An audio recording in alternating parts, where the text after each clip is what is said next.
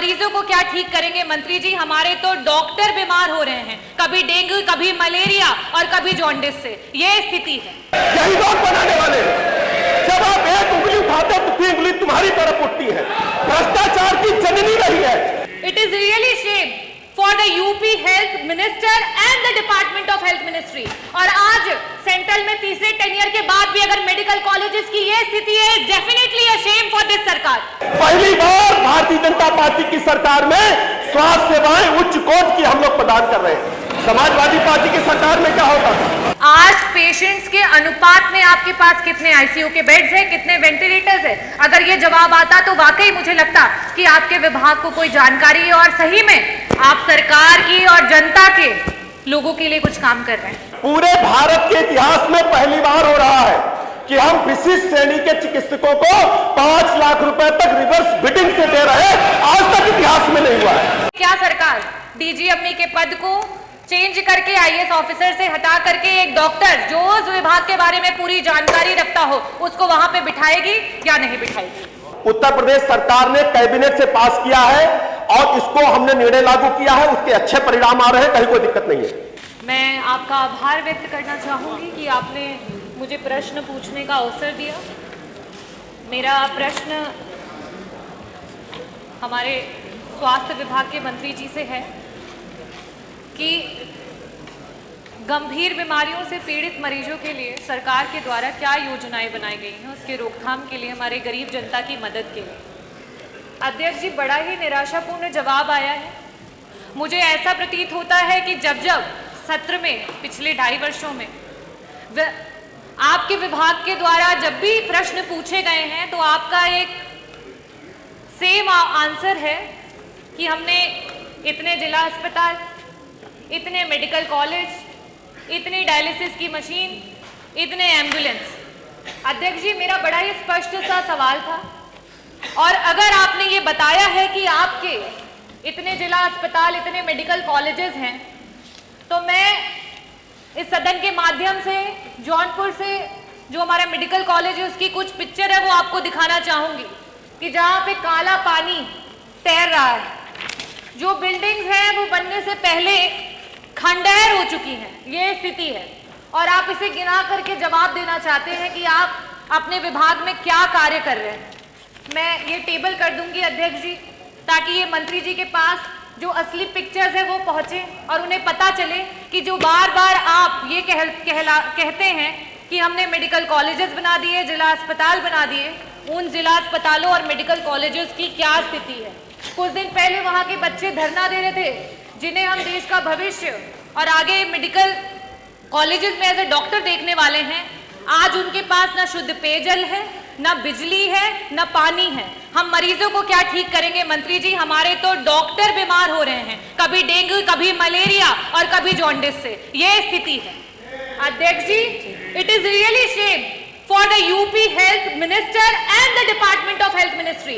और आज सेंट्रल में तीसरे टेन्योर के बाद भी अगर मेडिकल कॉलेजेस की ये स्थिति है, definitely a shame for this सरकार कि आप इस तरीके की स्थिति ला करके रखी है आपने। अध्यक्ष जी, जवाब में इन्हें ये देना चाहिए था कि गंभीर बीमारियों के लिए जो हमारे डॉक्टर्स होते हैं, चाहे वो पैलिएटिव मेडिसिन के डॉक्टर्स हों, चाहे आपके ऑन्को सर्जन्स हो, ऑन्कोलॉजिस्ट हो, गायनेकोलॉजिस्ट हो, न्यूरो एनेस्थीसिया डिपार्टमेंट के डॉक्टर्स हो, चाहे आपके कार्डियो सर्जन्स हो, सीटीवीएस के सर्जन्स हो, आपने कितने डॉक्टर्स को बढ़ा, कितने डॉक्टर्स को आपने बढ़ाया? आज पेशेंट्स के अनुपात में आपके पास कितने आईसीयू के बेड्स हैं, कितने वेंटिलेटर्स हैं? अगर ये जवाब आता तो वाकई मुझे लगता कि आपके विभाग को कोई जानकारी है और सही में आप सरकार की और जनता के लोगों के लिए कुछ काम कर रहे हैं। अध्यक्ष जी, मैं वापस से अपने प्रश्नों पे आऊंगी कि मंत्री जी, सिर्फ और सिर्फ आपसे 2 प्रश्न हैं और उसके उत्तर गोल गोल ना घुमा करके सीधी तरीके से बस बता दीजिए कि आज उत्तर प्रदेश कैंसर जैसी बीमारी में देश में टॉप कर रहा है। ये प्रदेश आज इस समय वर्तमान में 2024 में हमारे पास कैंसर के 16 लाख मरीज हैं और हर वर्ष 2 लाख मरीज आपके बढ़ते चले जा रहे हैं। और इन गरीब मरीजों के पास ना तो पैसा है इलाज कराने के लिए और ना अस्पतालों में बेड्स। इन परिस्थितियों में अगर वो मरीज किसी प्राइवेट अस्पताल में जाता है, बड़ा बड़ा एस्टिमेट मिलता है, क्या सरकार कैंसर के सारे उत्तर प्रदेश के मरीजों को उनका जो एस्टिमेट जहां से भी बन करके आता है उसका एक मुश्त में पैसा उपलब्ध कराएगी कि नहीं कराएगी? मेरा दूसरा सवाल है मंत्री जी कि आज जब आपने जवाब नहीं दिया कि आपके पास सुपर स्पेशलिटी के डॉक्टर्स कितने बढ़ गए हैं, पेशेंट्स के अनुपात में वेंटिलेटर और आईसीयूज कितने हैं, तो इन परिस्थितियों में जितने भी आपके प्राइवेट उत्तर प्रदेश के हॉस्पिटल्स रन कर रहे हैं जहां पे वेंटिलेटर्स और आईसीयू की सुविधा उपलब्ध है, उनको पीपीपी मॉडल पे, सरकार तो पीपीपी मॉडल पे बहुत काम कर रही है, जगह जगह पर आप इसके बारे में एडवर्टीजमेंट्स करते रहते हैं। तो आईसीयू और वेंटिलेटर, क्योंकि ये ऐसे मरीज होते हैं, ब्रेन हैमरेज के मरीज होते हैं, इनके पास समय नहीं होता है। मंत्री जी, अगर एक्सीडेंट हो गया, आज बीपी बढ़ गया और ब्रेन हैमरेज हो गया तो तुरंत उसका ऑपरेशन होना है, लेकिन उनके पास पैसा नहीं होता ना वेंटिलेटर पे देने के लिए, ना उन वेंटिलेटर्स पे रहने के बाद। तो मैं आपसे अनुरोध करना चाहूंगी कि पीपीपी मॉडल पे जितने भी हमारे प्राइवेट हॉस्पिटल्स हैं उनको ऐड करते हुए हमारे मरीजों को मुफ्त में इलाज और समय पर इलाज दिलाने के लिए क्या सरकार काम करेगी? बहुत बहुत धन्यवाद। माननीय उप मुख्यमंत्री जी। आपका जो सवाल था कि उत्तर प्रदेश सरकार गंभीर बीमारियों से पीड़ित मरीजों की मृत्यु दर को घटाने के लिए क्या काम कर रही है, हमने इस संबंध में स्पष्ट जवाब दिया है कि उत्तर प्रदेश सरकार ने अपने डिस्ट्रिक्ट हॉस्पिटल्स के माध्यम से, टर्सरी केयर के हॉस्पिटल्स के माध्यम से लगातार उच्च कोटि की चिकित्सा व्यवस्था देने का काम किया है। जहां तक गंभीर मरीजों के धनाभाव का सवाल है, इसके लिए माननीय प्रधानमंत्री जी की दुनिया की सबसे बड़ी योजना आयुष्मान भारत उत्तर प्रदेश में लागू है।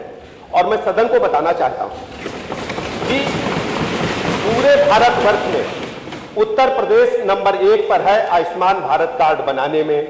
और हमने सरकारी अस्पतालों के साथ साथ प्राइवेट अस्पतालों को भी उसमें चिन्हित किया है, स्टेट किया है, वहां भी हम निःशुल्क इलाज दे रहे हैं। सबसे बड़ी बात यह है एम्बुलेंसेज के बारे में, हमारी 102 एम्बुलेंसेज और 108 एम्बुलेंस लगातार काम कर रही है। 2200 एम्बुलेंस हमारे पास 108 की है, 2270 एम्बुलेंस हमारे पास 102 की है, और इनको हम लगातार मरीज को अस्पतालों तक पहुंचाने का काम कर रहे हैं। डायलिसिस की चिंता हम आप माननीय सदस्य ने की। डायलिसिस के बारे में उत्तर प्रदेश में इससे पहले जिला स्तर पर डायलिसिस नहीं होते। बड़े शहरों में कानपुर, लखनऊ, मेरठ, बनारस जैसे बड़े शहरों में होते थे। डायलिसिस की सुविधा देने वाला राज्य 74 जनपदों में आप हर जिला मुख्यालय पर डिस्ट्रिक्ट हॉस्पिटल में 10 बेड उपलब्ध है, जिससे डायलिसिस की सुविधा हम दे पा रहे हैं। 71 हमारे जिला चिकित्सालय हैं जहां हम सीटी स्कैन की सुविधा पहली बार दे पा रहे हैं। पहले डिस्ट्रिक्ट हॉस्पिटल्स में सीटी स्कैन की सुविधा नहीं होती। इसके अलावा टीबी रोगियों के बारे में आपने चिंता ही नहीं की। टीबी रोगियों के बारे में पहली बार उत्तर प्रदेश सरकार ने टीबी रोगियों को इतनी बड़ी संख्या में चिन्हित किया है, और चिन्हित करने के साथ साथ टीबी से मुक्ति दिलाने के लिए हम उनको गोद भी ले रहे हैं। हमारे सभी अधिकारी, हमारे माननीय विधायकगण, हमारे जनप्रतिनिधिगण, और उनको पोषण सामग्री भी उपलब्ध करा रहे हैं। टीबी की रोगियों की संख्या में हम तेजी के साथ कम करने के तरफ तेजी के साथ आगे काम कर रहे हैं। इसके अलावा सभी जिला चिकित्सालयों में हमने क्रिटिकल केयर यूनिट बनाए हैं जो आज तक नहीं थे, जो 50 और 100 बेड के हैं, जहां पर हम सभी टर्सरी केयर की सुविधाएं उपलब्ध कराने जा रहे हैं। जहां तक स्पेसिफिक सवाल कैंसर से पीड़ित मरीजों के लिए है, हम आपको बताना चाहते हैं आयुष्मान भारत कार्ड के साथ साथ माननीय प्रधानमंत्री जी की जो अपना निधि है और मुख्यमंत्री जी की जो व्यक्तिगत मुख्यमंत्री जी जारी करते हैं गंभीर मरीजों के लिए, ऐतिहासिक देख से पहली बार दोनों जगह मैं कह सकता हूं कि माननीय सदस्य बैठे विपक्ष के भी, अगर सही बोलेंगे तो पहली बार मुख्यमंत्री सहायता कोष से पहली बार इतनी बड़ी संख्या में जो भी मरीज मांगता है, इसमें कोई हस्तक्षेप नहीं है, कोई भी इसमें विभाजन नहीं है। जो भी मरीज मांगता है उसको आवश्यकता अनुसार धनराशि उपलब्ध कराई जाती है। उसमें जाति, धर्म, संप्रदाय, दल को हम लोगों ने नहीं देखा है। आप लिस्ट उठा करके देखेंगे, बड़ी संख्या में मुख्यमंत्री सहायता कोष से हमने सहायता गंभीर रोगों से पीड़ित मरीजों को प्रदान की है जिन्होंने डिमांड किया है। और यह भी मैं बताना चाहता हूं, जहां तक एक सवाल प्रश्न में विस्तार से आपने बोला जौनपुर के मेडिकल कॉलेज के बारे में, वैसे तो माननीय अध्यक्ष जी हम किसी को नंगा नहीं करना चाहते, किसी को आईना दिखाना नहीं चाहते। लेकिन चूंकि माननीय सदस्य ने सवाल उठाया तो मैं स्पष्ट कर दूं, जौनपुर का मेडिकल कॉलेज समाजवादी पार्टी की सरकार में बनना शुरू हुआ। आप सुन लीजिए पूरी बात। अरे सुनिए अध्यक्ष, उत्तर सुनिए, जौनपुर का मेडिकल कॉलेज सुनिए। अरे बैठो ना तुम, अरे सुनो भैया विधायक जी, अरे बैठो प्लीज। मैं आप ही की बात कर रहा हूँ, आप ही की जिम्मे बनना शुरू हुआ। रुकिए, अभी रुकिए ना, फीस नहीं। अरे उत्तर आ जाने दीजिए प्लीज। सारे भैया पानी कोई दो। मैं ऊंचा बोल रहा हूँ, मुझे रोक रहे हैं कि ऊंचा मत बोलो। आप भी मेरा सहयोग करो। चलो देख लूंगा, वो अनुचित होगा तो अच्छा मैंने निकाल दिया जाए, उसको निकाल, उसको निकाल देंगे। अध्यक्ष जी, जौनपुर का मेडिकल कॉलेज भाई साहब लोगों की सरकार में बनना शुरू हुआ और उसमें टेंडर मिला टाटा कंपनी को। टाटा कंपनी के अधिकारियों को जबरदस्ती बलात् एक व्यक्ति को इन्होंने काम दिला दिया और वो भगोड़ा साबित हुआ, भाग गया और काम की गुणवत्ता को पैसे लूट करके खा गया। उसकी जांच चल रही है। यही लोग बनाने वाले हैं। जब आप एक उंगली उठाते हैं तो तीन उंगली तुम्हारी तरफ उठती है। भ्रष्टाचार की जननी रही है। पहली बार भारतीय जनता पार्टी की सरकार में स्वास्थ्य सेवाएं उच्च कोटि की हम लोग प्रदान कर रहे हैं। समाजवादी पार्टी की सरकार में क्या होता था? अध्यक्ष जी, पहली बार मैं बता दूं, पहली बार चूंकि माननीय सदस्य स्वयं चिकित्सक है। एक बात साहब सुनिए, आप जो चिकित्सक है समझ पाएंगे, जो जांच भी कराएंगे और जेल भी भेजेंगे, कोई बचेगा नहीं भ्रष्टाचारी। अध्यक्ष जी, माननीय सदस्य स्वयं चिकित्सक है। पूरे भारत के इतिहास में पहली बार हो रहा है कि हम विशिष्ट श्रेणी के चिकित्सकों को 5 लाख रुपए तक रिवर्स बिडिंग से दे रहे हैं।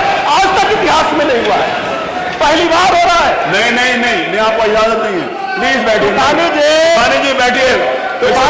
ठंडा पानी पियो।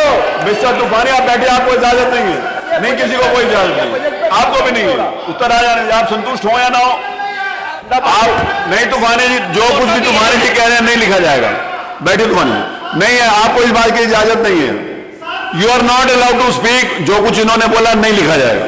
ऐसे नहीं है कि कोई भी बीच में खड़ा होकर बोलना शुरू कर देगा। डॉक्टर रागिनी बैठिए, जिनका प्रश्न है बस लास्ट प्रश्न वो पूछेंगे बस। अध्यक्ष महोदय, मैं दोषी मंत्री जी को नहीं ठहराऊंगी, क्योंकि director general of medical education एक समय था कि एक डॉक्टर को नियुक्त किया जाता था उस पद पे। क्योंकि आज अगर इस सरकार को लगता है कि गूगल खोल करके आप डॉक्टर बन जाएंगे और आपको इस विभाग के बारे में A to Z सब पता चल जाएगा, तो ये आपकी गलतफहमी है। Director general of medical education जब तक एक डॉक्टर नहीं होगा तब तक उसे पता नहीं चलेगा कि आपकी स्वास्थ्य व्यवस्था कैसे ठीक होगी। और आज सिर्फ मरीजों का नहीं, डॉक्टरों का भी बहुत बुरा हाल है आपकी सरकार में। और प्रश्न क्या आपका? प्रश्न ये प्रश्न पूछना चाहूंगी कि क्या सरकार डीजी अम्मी के पद को चेंज करके IAS ऑफिसर से हटा करके एक डॉक्टर जो उस विभाग के बारे में पूरी जानकारी रखता हो उसको वहां पे बिठाएगी या नहीं बिठाएगी? अध्यक्ष जी, सवाल तो ये स्वास्थ्य विभाग से इन्होंने लगाया है, सवाल इन्होंने चिकित्सा शिक्षा का पूछा है। लेकिन फिर भी मैं बता देता हूं, उत्तर प्रदेश सरकार ने कैबिनेट से पास किया है और इसको हमने निर्णय लागू किया है। उसके अच्छे परिणाम आ रहे हैं, कहीं कोई दिक्कत नहीं है।